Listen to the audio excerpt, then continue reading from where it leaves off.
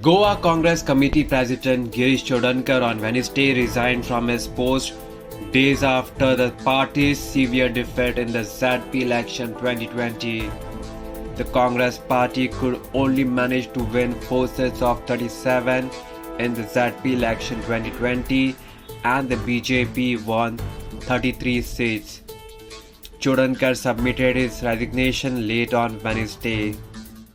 Girish Chodankar has submitted his resignation, Goa Congress General Secretary Janardhan Bhandari told reporters. On Wednesday, former Chief Minister of Goa and Congress Lok Sabha MP from South Goa, Francisco Sardina, has said that poor decisions taken by a politically novice state leadership has led to party's rout in the polls.